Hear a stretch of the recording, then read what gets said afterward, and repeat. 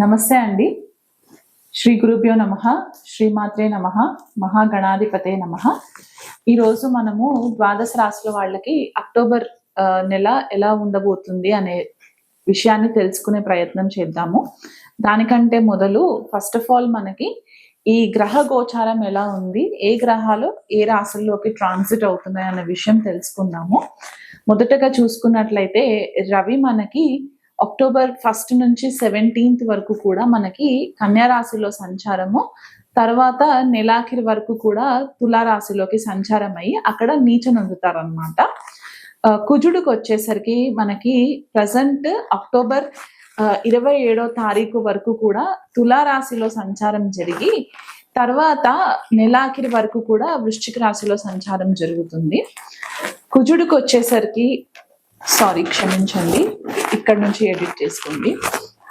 మనకి శుక్రుడికి వచ్చేసరికి ఏంటంటే అక్టోబర్ 1 నుంచి 9 వరకు కూడా సింహరాశిలో సంచారము, తర్వాత అక్టోబర్ 9వ తారీఖు నుంచి నెలాఖరి వరకు కూడా కన్యా రాశిలో నీచనొందుతారు శుక్రుడు.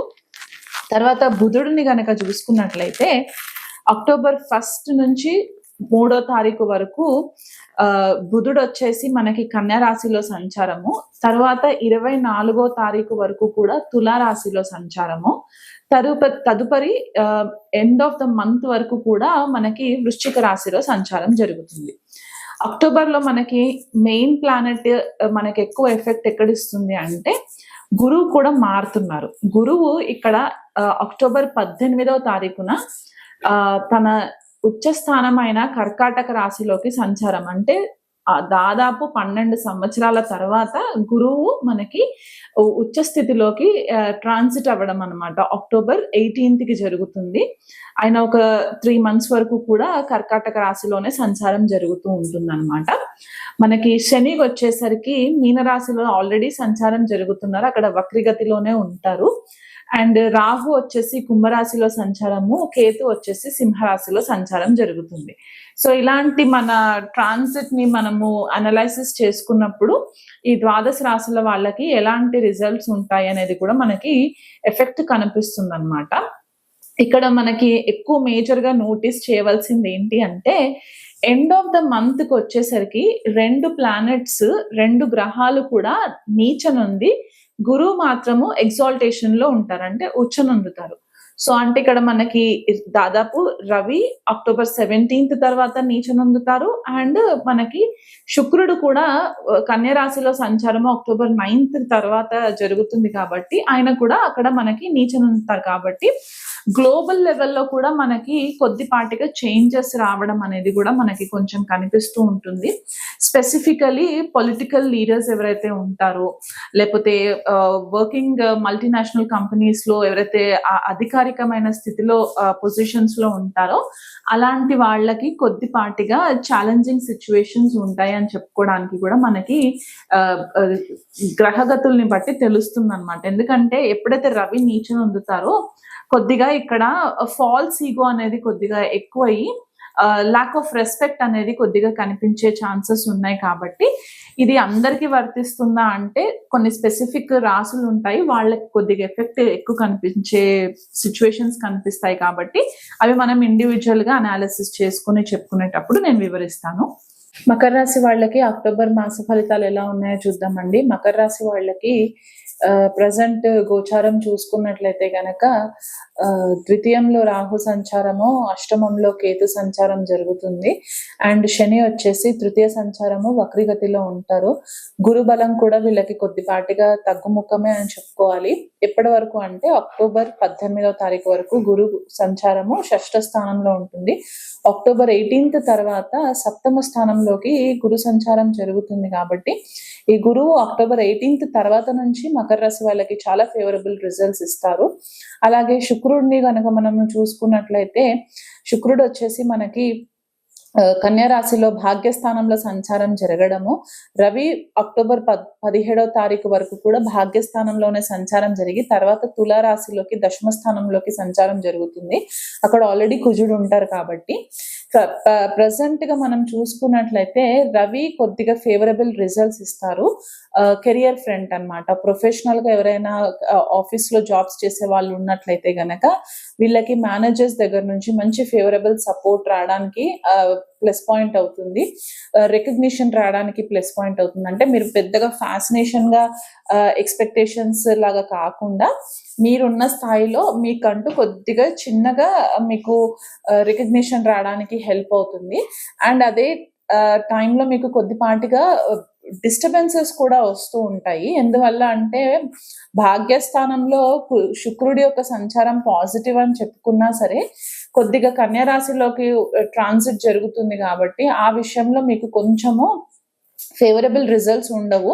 సో కొద్దిపాటిగా ఫీమేల్ కొలీగ్స్ నుంచి కొద్దిగా ప్రాబ్లమ్స్ వచ్చే ఛాన్సెస్ ఉంటాయి. వాళ్ళు మీ పైన కంప్లైంట్స్ పెట్టడము, లేకపోతే మీకు ఏదైనా HR మీటింగ్స్ కి పిలిపించి మీకు కొద్దిగా బిహేవియరల్ గురించి కొద్దిగా లెక్చర్ ఇవ్వడం, అది లేడీస్ అవ్వచ్చు జెంట్స్ అవ్వచ్చు. ఈగో క్లాషెస్ అనేవి కొద్దిగా కనిపిస్తున్నాయి కాబట్టి వీలైనంత మట్టుకు ఈమెయిల్స్ చేసేటప్పుడు ట్రాన్స్పరెన్సీ మెయింటైన్ చేస్తే కనుక మంచిది.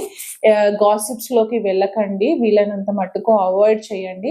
దశమ స్థానంలో కుజ సంచారం జరుగుతుంది కాబట్టి మీకు మేనేజర్స్ దగ్గర నుంచి మంచి సపోర్ట్ వస్తుంది. స్పెసిఫిక్ గా మేల్ కొలీగ్స్ ఎవరైతే ఉంటారో వాళ్ళ దగ్గర నుంచి మీకు మంచి సపోర్ట్ వస్తుంది. అలాగే ఈగో క్లాషెస్ కూడా ఉంటాయి. కాకపోతే మీరు మీ డిఫరెన్సెస్ ని కొద్దిగా పక్కన పెట్టేసేసి అందరితోటి గనక కలివిడిగా మెలుగుతూ ఉంటే మీకు ఇబ్బందులు రాకుండా ఉంటుంది. అండ్ అది కాకుండా జాబ్ చేంజ్ చేయాలి, చిన్న చిన్న చికాకులు నా వల్ల అవ్వట్లేదు, నేను జాబ్ చేంజ్ చేయాలనుకుంటున్నానని మీరు హేస్టీ డెసిషన్స్ తీసుకుంటే మాత్రం అది కొద్దిగా మీకు ఇబ్బంది కలిగే పరిస్థితి కనిపిస్తుంది. సో అలాంటివి కాకుండా వీలైనంత మట్టుకు మీరు జాబ్ చేంజ్ చేయాలనుకునే మా ఆలోచన వాయిదా వేసుకుంటే మంచిది. ఉన్న దాంట్లోనే సర్దుకుని పోయే ఒక గుణంని మీరు అలవర్చుకునే ప్రయత్నం చేయండి. భార్యాభర్తల మధ్యలో డిస్టర్బెన్సెస్ ఉంటే గనక శుక్రుడికి పరిహారాలు చేసుకోండి. ఎందువల్ల అంటే శుక్రుడు నీచలో ఉండడము, తర్వాత రాహు ద్వితీయ కుటుంబ స్థానంలో ఉండడం ఏమవుతుందంటే కొద్దిపాటిగా ఫ్యామిలీకి సంబంధించి చికాకులు రావడము, ఫైనాన్షియల్ ట్రాన్సాక్షన్స్ లో కొద్దిగా ఇబ్బందులు రావడము, మీరు సడన్ గా ఆర్థికంగా ఎదగాలి అని అనుకున్నా కూడా కొద్దిపాటిగా మీకు ఫేవరబుల్ సిచ్యువేషన్స్ లేకపోవడము, ఈ ద్వితీయంలో రాహు సంచారము, లిక్విడ్ క్యాష్ కి మనకి శుక్రుడు కారణం అవుతారు కాబట్టి ఆ శుక్రుడు కూడా ఫేవరబుల్ గా లేకపోవడం వల్ల మీకు ఫైనాన్షియల్ ట్రాన్సాక్షన్స్ దానికి సంబంధించి కుటుంబంలో డిస్టర్బెన్సెస్ రావడము, ఆరోగ్య విషయంలో కూడా మీరు కొద్దిపాటిగా కేర్ఫుల్ గా ఉండండి. డైజెస్టివ్ ఇష్యూస్ వచ్చే పరిస్థితి కనిపిస్తుంది, లంగ్స్ కి సంబంధించి ఇష్యూస్ వచ్చే పరిస్థితి కనిపిస్తుంది. ఆల్రెడీ బ్లడ్ ప్రెషర్ ఉన్న వాళ్ళు ఉంటే గనక డిలే చేయకుండా మీకు కొద్దిగా ఒంట్లో నలతగా ఉంటే గనక ఇమ్మీడియట్ గా మెడికల్ సూపర్విజన్ తీసుకునే ప్రయత్నం చేయండి. వీలైనంత మట్టుకు తీర్థయాత్రలు ఏవైనా ప్లాన్ చేయాలనుకుంటే కనుక అవి కొద్దిగా వాయిదా వేసుకుంటే ఈ నెలంతా కూడా మీకు ఫేవరబుల్ గా ఉంటుంది. శని యొక్క ట్రాన్సిట్ మీకు తృతీయంలో జరుగుతుంది కాబట్టి తోబుట్టువులతో కూడా చిన్న చిన్న పాటిగా డిస్టర్బెన్సెస్ వచ్చే ఛాన్సెస్ ఉన్నాయి కాబట్టి గురువు ఎప్పుడైతే సప్తమ స్థానంలోకి అక్టోబర్ 18కి ట్రాన్సిషన్ అవుతుందో అప్పుడు మీకు కొద్దిపాటిగా పాజిటివ్ చేంజెస్ కనిపించడం స్టార్ట్ అవుతుంది. మీ పర్సనాలిటీలో కొద్దిగా కొత్త కళ రావడం స్టార్ట్ అవుతుంది, మీ బిహేవియర్ లో కొద్ది చేంజెస్ రావడం స్టార్ట్ అవుతుంది, మీ మాట తీరుకు విలువ పెరగడం స్టార్ట్ అవుతుంది. కాబట్టి ఈ అక్టోబర్ 17th వరకు కూడా కొంచెం కేర్ఫుల్ గా ఉండండి. ఈ నెలంతా కూడా మేజర్ డెసిషన్స్ మీ లైఫ్ కి సంబంధించి ఏవైనా మేజర్ డెసిషన్స్ తీసుకునేది ఉంటే కనుక ఈ నెల వాయిదా వేసేసుకుని నెక్స్ట్ నెల మీరు ప్లాన్ చేసుకున్నట్లయితే మంచిది. మీకు ఇంకా బెటర్ రిజల్ట్స్ కావాలి అనుకుంటే కనుక శుక్రుడికి దగ్గరలో ఉన్న లక్ష్మీదేవి ఆలయంలో మీరు లక్ష్మీదేవికి అర్చన అభిషేకాలు చేయించుకోవడము, వీలు కుదిరితే మీరు తిరుమల వెళ్ళేసి ఒకసారి వచ్చినా కూడా మీకు లక్ష్మీదేవి అనుగ్రహ ప్రాప్తి జరుగుతుంది. కాబట్టి అది ఒక ప్లానింగ్ చేసుకోవచ్చు. ఎందుకంటే అష్టమంలో కూడా కేతు సంచారం జరుగుతుంది కాబట్టి మీకు ఇక్కడ ఫేవరబుల్ గా ఉండడానికి మీరు తీర్థయాత్రలు స్పెసిఫిక్ గా లక్ష్మీదేవి టెంపుల్స్ ఏవైనా ఉంటే అక్కడికి వెళ్ళే ప్రయత్నం చేసుకోండి.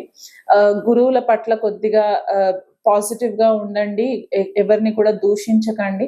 మీకు తెలియని సబ్జెక్ట్ గురించి మాట్లాడేటప్పుడు కొద్దిగా ఎవరిని కూడా దూషించి అండర్ ఎస్టిమేట్ చేయకుండా ఉండి దత్తాత్రేయ స్వామి పారాయణం చేసుకున్నట్లయితే కూడా మీకు గురువు యొక్క బ్లెస్సింగ్స్ రావడానికి అన్ని విధాలుగా అనుకూలంగా ఉంటుంది.